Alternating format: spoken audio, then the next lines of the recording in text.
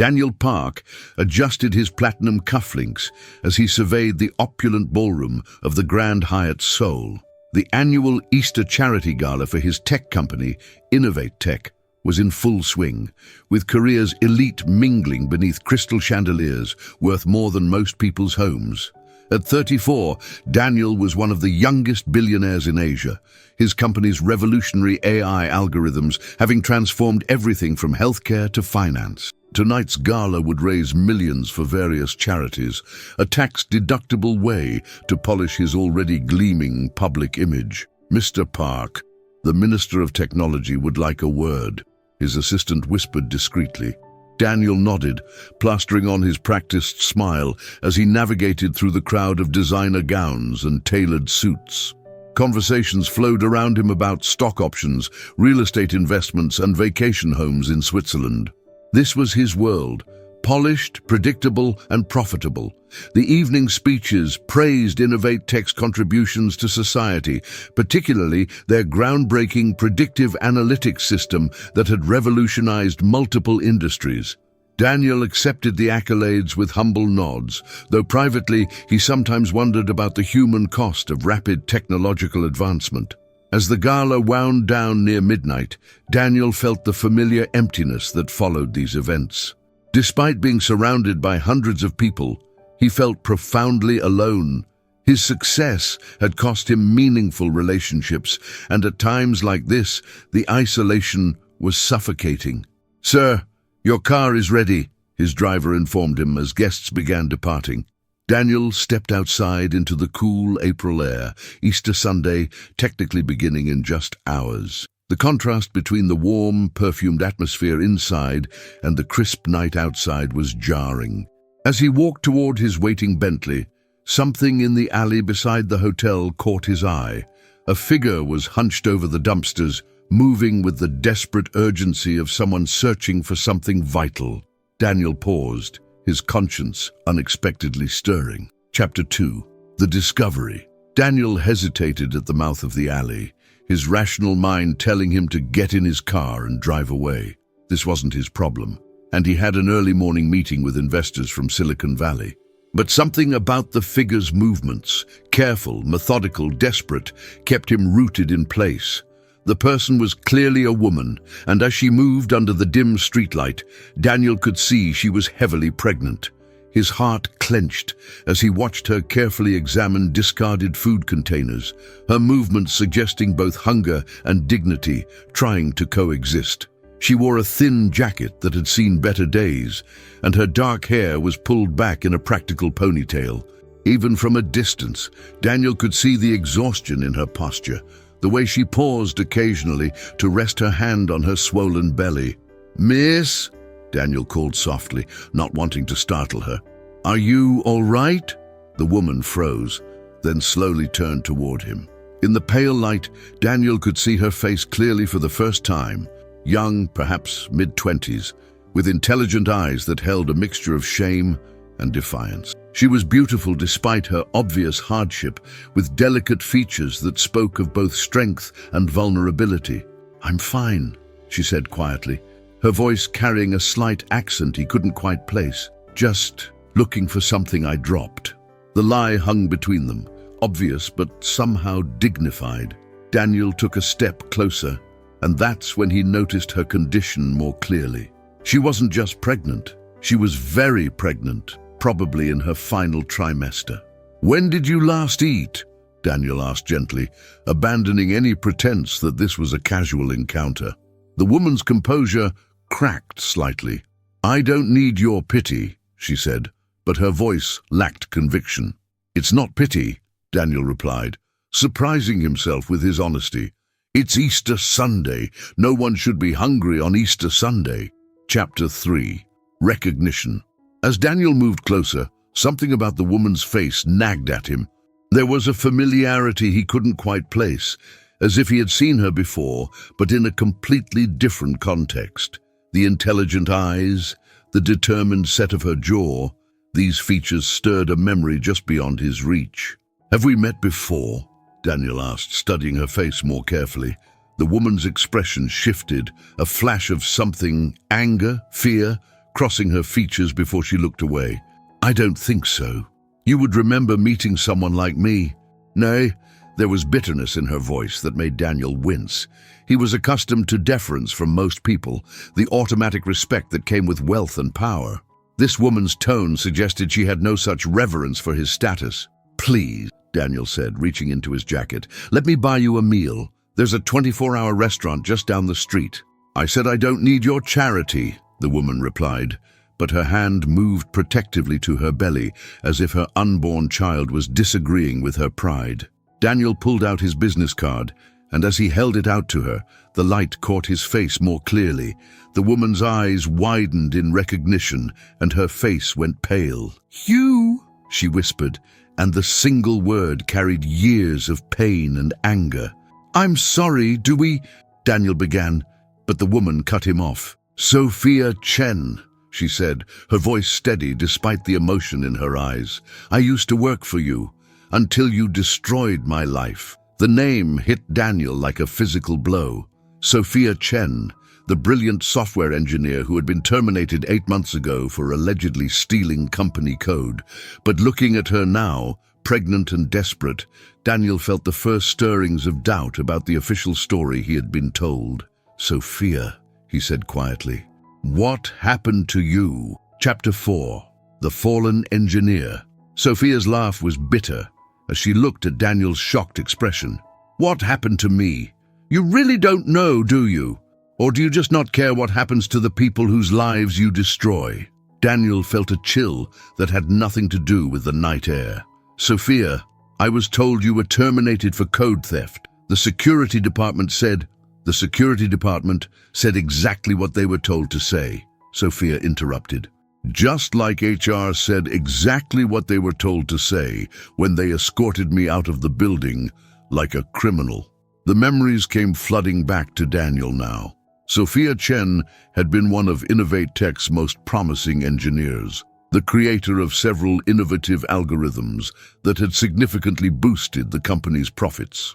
Her termination had been handled by his head of security while Daniel was traveling in Europe. "The algorithm that made you billions," Sophia continued, her voice growing stronger with anger. "The predictive analytics system that every tech magazine calls your greatest innovation. I wrote that code, every line of it." Daniel's world tilted. The algorithm she was referring to was indeed the foundation of Innovate Tech's success, the breakthrough that had transformed them from a mid-sized company to a global powerhouse. But according to his records, it had been developed by his senior development team. "That's impossible," Daniel said, but even as he spoke, he could see the truth in Sophia's eyes. "The patents are filed under names that aren't mine," Sophia finished, "because I was naive enough to trust that my work would be credited properly. When I tried to speak up, when I demanded recognition for my intellectual property, I was suddenly accused of stealing code and fired." Daniel stared at her, pieces of a puzzle he hadn't known existed beginning to fall into place. "Sophia, if what you're saying is true, if—" Sophia's voice cracked. "Look at me, Daniel. Look where your if has left me." Chapter 5. The Truth Unveiled. Daniel looked at Sophia, really looked at her, and saw not just a pregnant woman searching through trash, but a brilliant mind that had been systematically destroyed by his company. The weight of this realization settled on his shoulders like a physical burden. "Tell me everything," Daniel said quietly, "from the beginning." Sophia hesitated, as if deciding whether he was worth the effort of explanation. Finally she spoke, her voice steady but filled with pain. "I was hired 3 years ago as a junior developer, but I wasn't content to just follow orders. I saw inefficiencies in our systems, ways to make them smarter, more intuitive. So I worked nights and weekends, developing new algorithms on my own time." Daniel listened, remembering the reports of a promising young engineer who consistently exceeded expectations. "When I presented my predictive analytics system to the team, everyone was amazed. It was revolutionary, capable of analyzing patterns and predicting outcomes with unprecedented accuracy. Your CTO, James Kim, said it would change everything." "And it did," Daniel said quietly, beginning to understand the magnitude of what had happened. Yes, it did. But when the patents were filed, my name wasn't on them. When the system launched and started generating massive profits, I wasn't credited. I was told it was a team effort, and that individual recognition wasn't company policy. Sophia paused, her hand moving to her belly as if drawing strength from her unborn child. When I demanded proper credit and compensation, suddenly there were concerns about my work, code reviews that had never happened before, accusations that I had stolen proprietary information. Within a week, I was fired for intellectual property theft. Daniel felt sick. And then I was blacklisted. No tech company in Seoul would hire me. My reputation was destroyed. I couldn't even get a job teaching basic computer skills. Sophia's voice broke slightly. I've been living in a one-room apartment, surviving on savings that ran out months ago. Chapter 6. The Father's Absence. Daniel noticed Sophia hadn't mentioned the father of her child, and the absence of that detail spoke volumes about her isolation. The baby's father, he asked gently. Sophia's expression hardened. Gone. He was a fellow engineer at another company. When the rumors about me started spreading through the tech community, when I became unemployable, he decided he couldn't risk his career being associated with mine. The cruelty of it hit Daniel like a physical blow. Not only had his company destroyed her professionally, but the ripple effects had cost her personal relationships as well. He left when I was 4 months pregnant, Sophia continued, her voice matter-of-fact despite the pain behind it. Said he couldn't afford to be connected to someone with my reputation issues. Funny how quickly love disappears when it becomes inconvenient. Daniel felt a rage building inside him that he hadn't experienced in years. Sophia, I swear to you I didn't know. If I had known what really happened, would it have mattered? Sophia asked, and the question hung between them like a challenge. You're worth billions because of my work. Would you have given that up for one employee's justice? The question forced Daniel to confront uncomfortable truths about himself and his priorities. Would he have cared enough to investigate? Would he have risked his company's success for one person's claims? I don't know, Daniel admitted, the honesty costing him, but I know now, and I want to make this right. Sophia studied his face, searching for sincerity. How? You can't give me back the last 8 months. You can't undo the humiliation, the fear, the nights I've gone to bed hungry because I was saving every one for the baby. No, Daniel agreed, but I can give you justice. I can give you what you're owed, and I can make sure this never happens to anyone else. For the first time since he had found her, Sophia's expression softened slightly. Why would you do that? It would cost you everything. Chapter 7. The Moral Awakening. Daniel stood in the alley, facing a choice that would define not just his future, but his character. The easy path would be to offer Sophia money to disappear, to buy her silence, and maintain his empire built on stolen brilliance. The right path would cost him everything he had built. Because it's Easter Sunday, Daniel said finally, the words coming from a place deeper than business strategy. Because I've spent years thinking I was a self-made success, when really I was just the beneficiary of someone else's stolen dreams. Sophia's eyes filled with tears she'd been holding back for months. You have no idea what it's been like. Watching your company get praised for my work, seeing you on magazine covers as some kind of tech visionary, while I couldn't even afford prenatal vitamins. That day, the image of his recent Forbes cover flashed through Daniel's mind, the algorithm king. How Daniel Park revolutionized predictive analytics. The irony was devastating. I'll restore your credit on all the patents, Daniel said, his voice growing stronger with conviction. I'll provide full compensation for your work, including royalties. And I'll personally ensure that everyone who participated in covering this up is held accountable. That would destroy your company, Sophia pointed out. The scandal alone would tank your stock price. Maybe it should, Daniel replied, surprising himself with the words. Maybe a company built on theft and lies doesn't deserve to survive. Sophia studied his face, looking for deception or calculation. Instead, she saw something she hadn't expected, genuine remorse and a determination to do right, regardless of the cost. "There's something else," Daniel continued. "You're pregnant, alone, and homeless. That ends tonight. I have resources, and I'm going to use them to make sure you and your baby are safe and cared for." "I don't want your charity," Sophia said, but her voice lacked its earlier conviction. "It's not charity," Daniel replied. "It's what I owe you. It's the beginning of justice." Chapter 8. The first step. Daniel's first action was immediate and non-negotiable. "You're not spending another night on the streets," he said, pulling out his phone.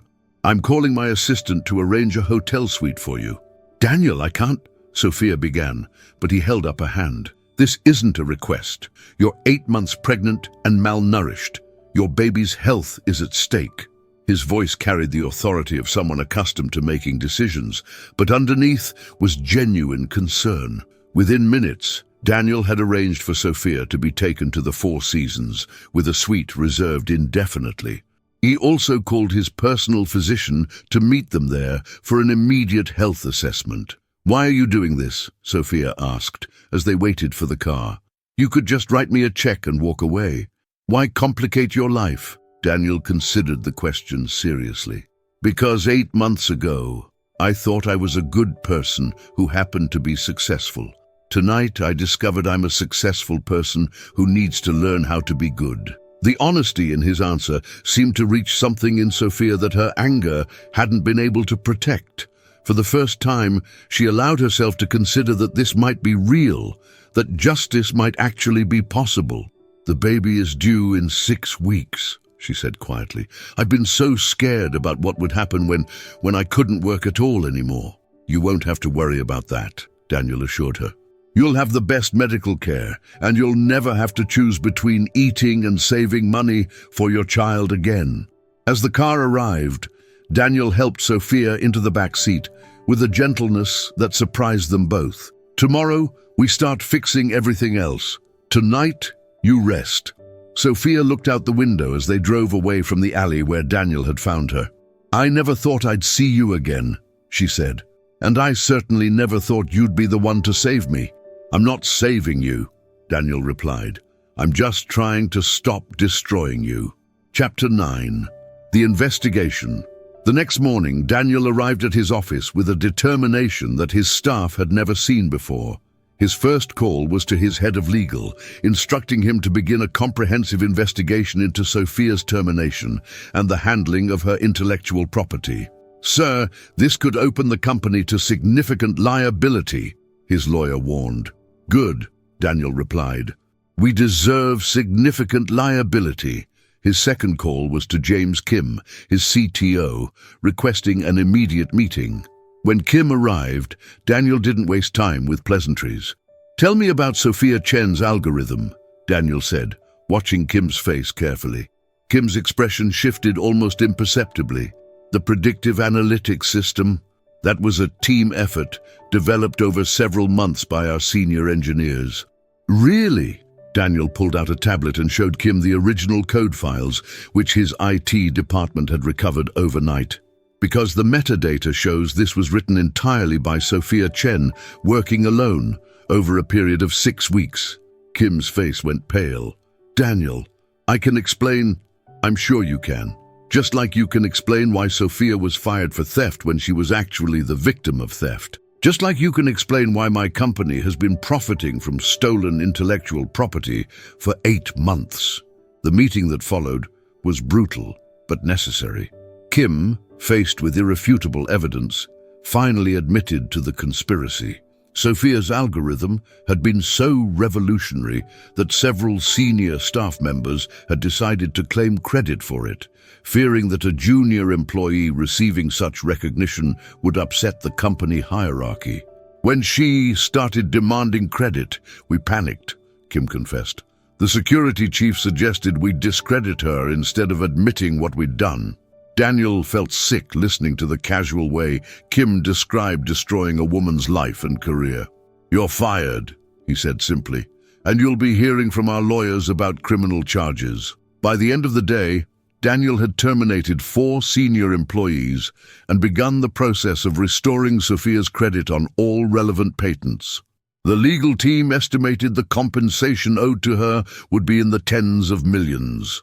"Sir," his assistant said carefully, "the board is requesting an emergency meeting.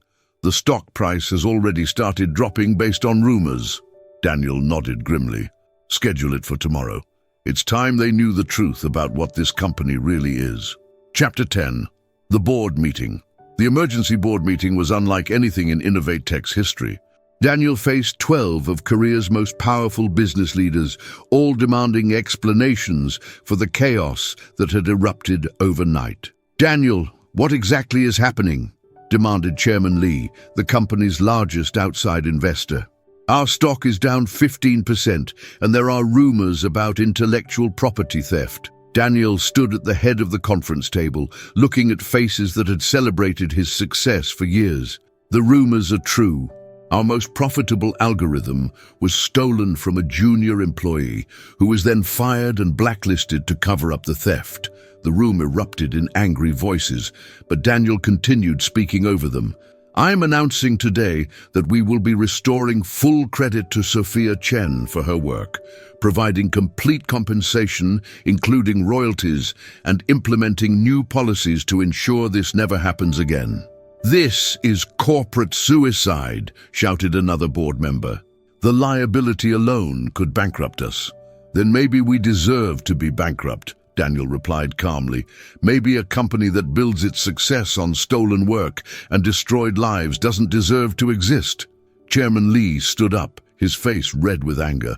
"Daniel, I'm calling for a vote of no confidence. You're clearly not thinking rationally." "I'm thinking more rationally than I have in years," Daniel replied. "For the first time, I'm considering the human cost of our business practices instead of just the profit margins." The vote was close, but Daniel retained control of the company by a single vote. However, several major investors announced their intention to sell their stakes, and the stock price continued to plummet. "You're destroying everything we've built," Chairman Lee said as he prepared to leave. "No," Daniel replied. "I'm trying to build something worth keeping." That evening, Daniel visited Sophia at the hotel. She had been following the news coverage, watching her former company tear itself apart over her case. "You're losing everything because of me," she said quietly. "I'm losing everything because of what I allowed to happen to you," Daniel corrected. "There's a difference." Chapter 11. Unexpected Feelings. Over the following weeks, as the legal proceedings moved forward and the media storm raged around InnovateTech, Daniel found himself spending more and more time with Sophia.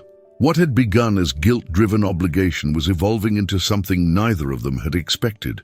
Sophia had moved from the hotel to a comfortable apartment Daniel had arranged, and her health had improved dramatically with proper nutrition and medical care. The fear and desperation that had marked her features when he first found her were gradually being replaced by the confidence and intelligence that had made her such a brilliant engineer. "The baby's due in 2 weeks, Sophia said during one of Daniel's visits, her hand resting on her now prominent belly. "I've been thinking about names." "What are you considering?" Daniel asked, surprised by how much her answer mattered to him. "Hope," Sophia said simply. "Because for the first time in months, I actually have some." Daniel felt something shift in his chest, an emotion he hadn't experienced since his teenage years. He was falling in love with Sophia, not just with her brilliance or her strength, but with her capacity for forgiveness and her determination to build a better future despite everything she had endured. "Sophia," he said carefully, "I need you to know that my feelings for you go beyond guilt or obligation. I care about you, about both of you."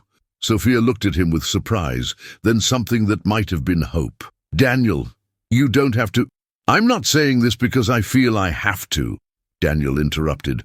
"I'm saying it because it's true. These past weeks, getting to know you, seeing your strength and your grace, despite everything that's happened, I've fallen in love with you." Sophia was quiet for a long moment, her hand moving protectively to her belly. "I'm about to have another man's baby." I'm unemployed, my reputation is still being rebuilt, and I come with more baggage than anyone should have to handle. None of that matters to me, Daniel said simply. What matters is that you're the most remarkable woman I've ever met, and I want to be part of your life if you'll let me. Chapter 12. New Beginnings. Sophia's daughter was born on a rainy Tuesday morning in May, 3 weeks after Daniel's declaration of love. Daniel was in the waiting room when the doctor emerged with news that both mother and baby were healthy and strong. "She's beautiful," Sophia whispered when Daniel was allowed to visit, holding the tiny baby girl who would indeed be named Hope. "Perfect and beautiful." Daniel looked down at the infant, so small and innocent, unaware of the complicated circumstances of her birth, and felt his heart expand in ways he hadn't known were possible. "Would you like to hold her?" Sophia asked, and Daniel nodded, accepting the precious bundle with trembling hands. As he held Hope, Daniel realized that this moment represented everything he had been missing in his pursuit of success. Not just love, but purpose beyond profit, connection beyond networking, and responsibility that extended beyond shareholders. "Sophia," he said quietly, "I want to be here for both of you. Not because of guilt or obligation, but because I love you both, and I want to be the father Hope deserves and the partner you deserve." Sophia looked at him holding her daughter with such tenderness, and saw not the billionaire who had unknowingly destroyed her life, but the man who had chosen to rebuild it even at great cost to himself. "Yes," she whispered. "Yes, I want that too." 6 months later, Daniel and Sophia were married in a small ceremony, attended only by close friends and Sophia's parents, who had flown in from Vancouver. Hope, now a chubby, happy baby, served as the world's youngest flower girl, carried down the aisle by her soon-to-be adoptive father. Innovatech had survived the scandal, emerging as a more ethical company with new policies protecting intellectual property rights and employee recognition. The stock price had recovered, and Daniel's reputation, while changed, had evolved from tech wunderkind to business leader with a conscience. "Do you ever regret it?" Sophia asked on their wedding night, as they watched Hope sleep peacefully in her crib. "Everything you gave up to make things right." Daniel pulled his new wife closer, thinking about the empty success he had traded for this full, complicated, beautiful life. "Never," he said simply. "I lost an empire built on lies and gained a family built on love. That's the best trade I've ever made." Outside their window, souls sparkled with possibility, and inside their home, 3 hearts beat together as one family, proof that sometimes the most broken situations can be transformed into the most beautiful beginnings. This powerful story reminds us that true success isn't measured in wealth or recognition, but in our willingness to do what's right, even when it costs us everything. Daniel's choice to sacrifice his empire for justice shows us that redemption is always possible when we have the courage to face our mistakes and make them right. Sophia's journey from desperation to hope proves that even in our darkest moments, unexpected salvation can arrive. Their love story demonstrates that the strongest relationships are built not on perfection, but on the choice to see each other's worth and fight for each other's happiness. Sometimes, the most beautiful families are born from the ashes of our greatest failures. What did you think of Daniel's decision to risk everything for justice? Share your thoughts in the comments, and don't forget to subscribe for more inspiring stories of love, redemption, and second chances.